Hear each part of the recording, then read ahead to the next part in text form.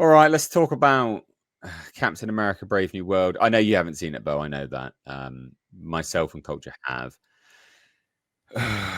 Just it was a bad film. It was objectively a bad film. Captain America: Brave New Turd. But just where do you start with that? Where do you start with that as a film? It was definitely Nate, chopped up to hell, yeah, reshot to hell, chopped up to hell in the edit bay. You can very clearly see where there's reshoots. So the movie opens up. The movie opens up with Captain America on a mission to save something. You know, say get a package of adamantium, right? A substance, a piece of metal. And so he's on a mission. He saves the adamantium. We get introduced to the new Falcon, who's an incredibly irritating character, and then randomly he's then like, "Oh, Falcon, mate, actually, you need to like get better with your punches and stuff. So I'm going to introduce you to this man, a super soldier, a former super soldier."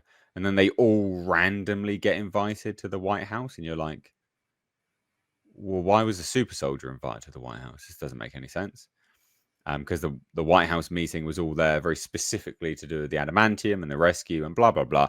Turns out in the reshoots, this guy, the super soldier, was actually there on the mission with them, which makes so much more sense, and then makes so much more sense the subsequent scenes following that. But they cut it all out. Why the fuck would you do that? So dumb, so dumb. But yeah, just overall, the leader, who's a Hulk villain, you know, with a big old brain, you know, got a huge dome. He just looked like he'd been sat in the sun for too long. Looked like he had pustules coming out of his face and stuff, and he looked a little bit like he had jaundice. It's supposed to be green, but it looked a bit yellowy at certain points. He was shit. It was all just really shit. Red Hulk was in it for about 5 minutes, if that. Yeah, it was shit. It was shit. Do you concur with that, Culture? yeah, I think your opinion is too high. This film was so disjointed; it was unenjoyable. People that I know that went to see it anecdotally um, said there were three excellent opportunities they could not avoid having a bit of a nap.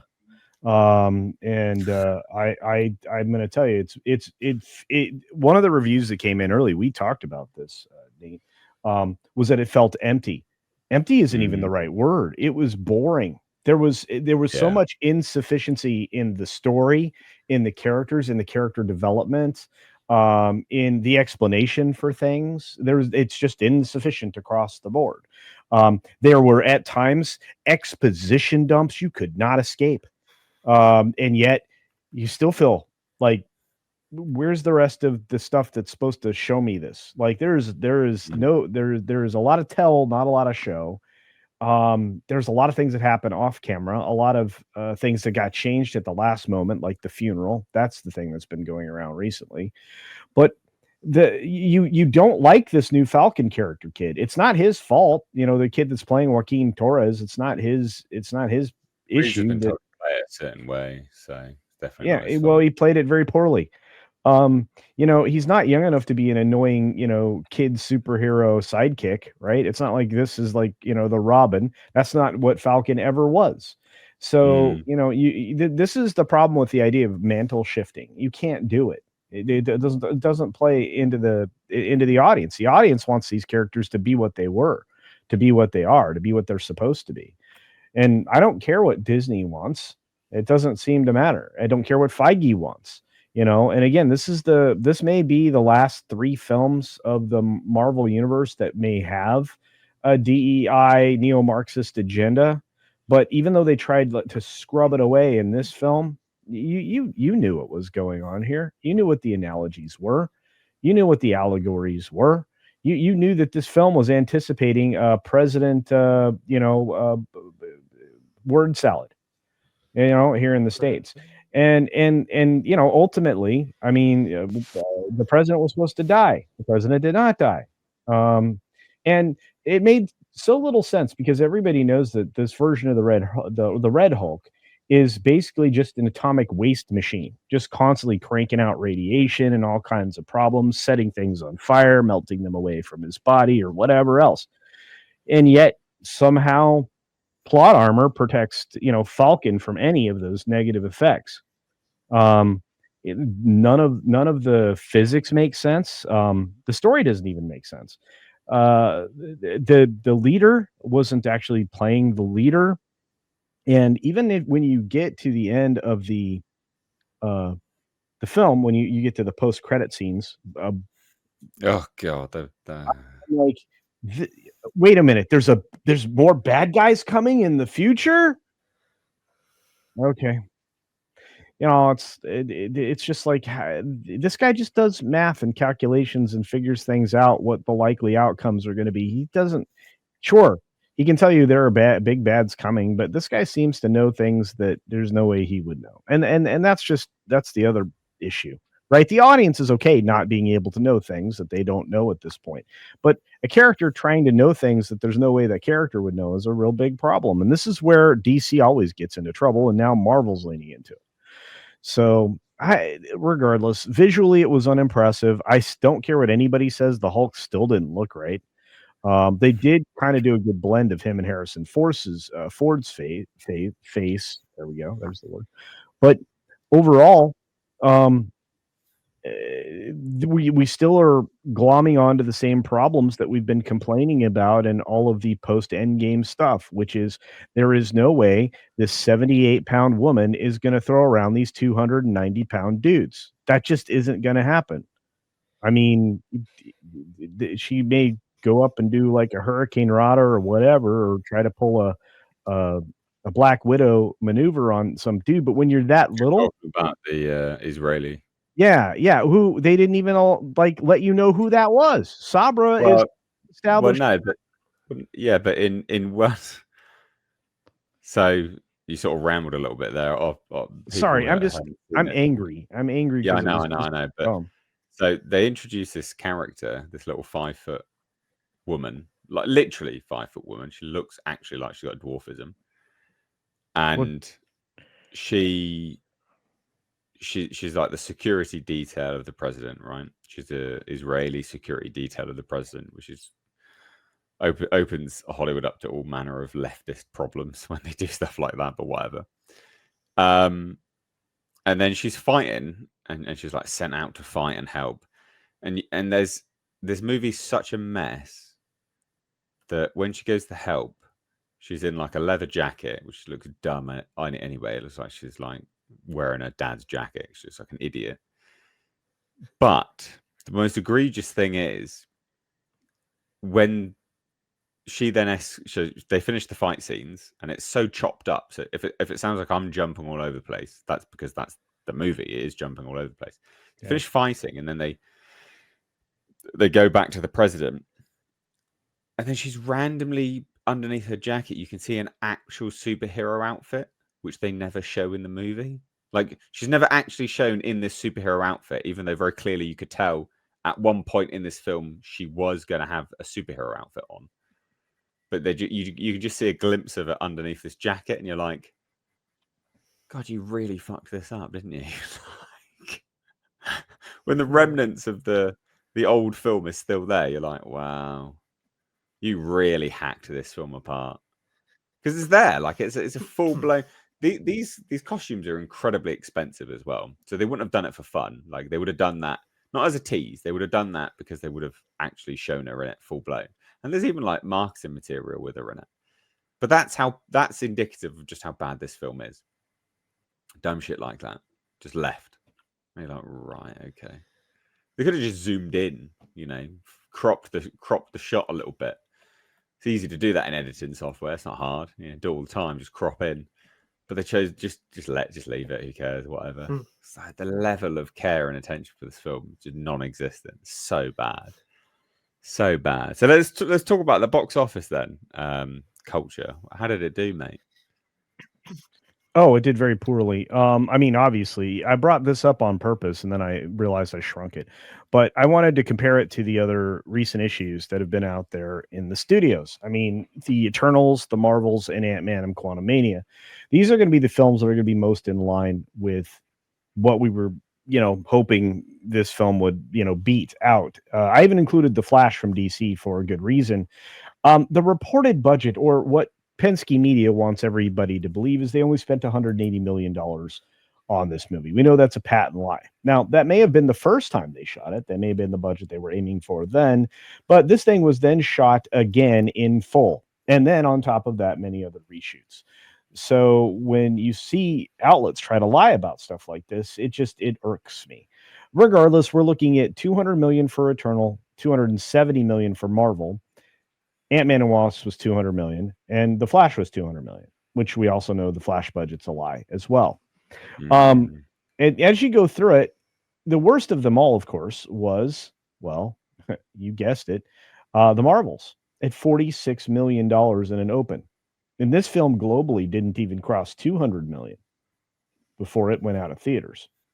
So that gives you an idea. Domestic open truly in the actual 3-day weekend for this Captain America film was estimated at $87,800,000. The Eternals would be the one that would be in second place. So it goes Marvels. It goes The Flash, which is DC, which I just threw in there for fun. But technically for the Marvel side of things, it's 71 million. And then Captain America Brave New World. Those are not numbers that are impressive, and they're not going to elevate anytime soon. Overall, adjusted for the worldwide box office, we're looking at 180-ish million for the opening weekend. Eternals, with its not great start, about 10 or 15 million behind, or 16 million behind, it finished at 401 million. And that tanked that franchise. That's important to note. So that tanked that franchise. They were setting up loads of stuff for that film, and it's just dead, done. Like, done. Don't talk about it. It's not happening. Nah, done. Not addressing it ever again. It's done. Those characters, we're not talking about them. They're gone. Don't talk about it, mate. Well, they own 401 million. So if anyone's like, oh yeah, but that's good, no, it's not. It's not. Killed that franchise. It's dead, completely dead. Yeah, it is in no way at a $200 million budget, which we know is also a lie, and they're not including marketing in that. It didn't break even. It lost money. This film is kind of on the same pattern. I think if it finishes at $420 million at the end of its worldwide box office run, A, that'll be impressive, and B, it will have lost an enormous amount of money for Disney. Well, even if you compare it to the likes of Ant-Man and the Wasp: Quantumania, which is 463 million worldwide, or 463.5 million worldwide, that's still bad. Yeah. That's still bad. That's still not good for these movies. Yeah, I mean, and the cope is the thing I think everybody's just kind of over. And at least some of these Penske writers are like trying to like not, lose all of their credibility, because here we are with this Variety article. Captain America Brave New World opened to 100 million domestic. No, it didn't. I mean, we'll see after we get the full numbers, probably likely later today, tonight, or tomorrow. But it came out with a B- cinema score, which is the chef's kiss of death. The worst. It's the worst cinema score out of any Marvel movie. So, they're saying, is this going to be trouble for staying power? Staying power. Every single Marvel film is front loaded. The audience knows this. You know this. Nate knows this. Guess what? There was nobody there. The international audience was even more disgusting, because they came in under $100 million in a global release. What does that tell you? It tells you this film's in trouble. It came in less the domestic number. And not only that, here's the bigger problem. The international market is supposed to be twice the North American market. It's 2/3 of the numbers on these films. There's no hype for this. There's no FOMO. Nothing. Nothing. And so it's the fourth Captain America installment, and the first in which Anthony Mackie's Sam Wilson takes up the Star-Spangled Shield, something that he apparently does not believe represents the United States, where the Star-Spangled Banner. Anyway, its debut over the extended President's Day weekend, they think 100 million. The film added another 92.4. That's not terrible. a weekend, is it? President's Day weekend is not. It's not a weekend. Like it's a holiday, isn't it? They're counting more days than that. Than just a weekend. A weekend's Saturday and Sunday, and then people include the Friday as well. But now people are like, yeah, but also include the preview. So that's Thursday. Oh yeah, but also maybe include the Monday. Then that's 5 days. That's a week. Yep. That's a week, basically. It's not a weekend. Jesus. God damn. Yeah, and this one is just was beset by all kinds of problems, which we've talked about, reshoots and all of the rest of it. But now it's beset by all these lies, or like the director, whatever that dude's name is, Noah. Yeah, he's lying his butt off. Oh, we really didn't reshoot that much. You are a liar, sir. You know, it's like you okay. So reshooting the film, that's not a lot. Okay, and then doing it again. There were seasonal changes in this movie as you were watching it that they declined or even bothered to cover up. So literally in a film that's supposed to take place in the course of less than a week is flush full of different seasons. They did around that by going to certain states, maybe. I don't know. I don't know, but it was bonker sauce. Such a shit movie. It was terrible. It was terrible. They're saying Captain America Brave New World costs north of $180 million. Well, okay, I can't call that a lie because it's well freaking north of that. And yeah, it's not going to make its money back. And then the next on that, this is the next thing that I think is important. Nate, how do you think Thunderbolts is going to do? Oh no, that's going to do terrible as well. It's coming out. That's in March, isn't it? Is that coming out next? No, May. It's in May. Yeah, and then it's going to do terrible. That film will do terrible. No one cares about that either. Yeah, and then the next one up for summer. Yeah, Fantastic Four. I think that's going to be awesome. Yeah, no. I think we're definitely seeing the end of the MCU for sure. Yeah, I think so too. About bloody time as well. Yeah. Yeah. Movie studios and movie theaters have had an over-reliance on the lowest IQ, mass appeal superhero films for far too long. Yeah. For far too long. Studios need to remember that they need to start making lower budget films, more of them, take some risks, take some chances, and have some absolute bangers. That's what they always used to do. Have some professional writers, some good writers. Come on, surely that's the foundation of a good movie is good writing. Surely. Because this just sounds like a complete hot mess. It sounds like a dumpster fire from multiple different angles. I'm a big fan, most people are, aren't they, of 2001: A Space Odyssey, right? Mm. So that was originally an Arthur C. Clarke novel. It was written, Arthur C. Clarke, one of the greatest sci-fi writers of all time. And then Stanley Kubrick took the novel sort of before, as it was being written, basically. It's Stanley Kubrick, one of the greatest filmmakers of all time as well. And so you've got a superb writer, a superb crafter of a narrative and a story and creative characters in Arthur C. Clarke. And then you've got a great filmmaker who tweaks the novel. So it's the best of both worlds. It's pure writing at its very, very best. And then a master filmmaker tweaking that to make a superb film. And so it's not by committee, it's not a mishmash, there's no reshoots, right? It's just superb writing and superb filmmaking. and you end up with a great product, an incredible product at the end of it. And it just seems like what they're doing with films these days, and this sounds like just a perfect example of it, is none of that, none of those things I just talked about, none of it. So yeah, you're going to end up with a dumpster fire, right? And lose loads of money, hundreds of millions of dollars. Well, they deserve it, I suppose. Yeah, you but went- regardless, just to wrap up my thoughts on this film. I regret wasting an hour and 58 minutes of my time. It's that Yeah. long. That's quite long as well. Well, I mean, not crazy long. Quite but long. It's quite a long it's movie. fairly long. It was a long movie, and it felt long, but also simultaneously quick at the same time. It was really weird. Like nothing happened. Yes. It was so bizarre. Got a super chat about it though. SWA says Shills. Member Winter Soldier. Member. It's the next Iron Man, guys. Peak.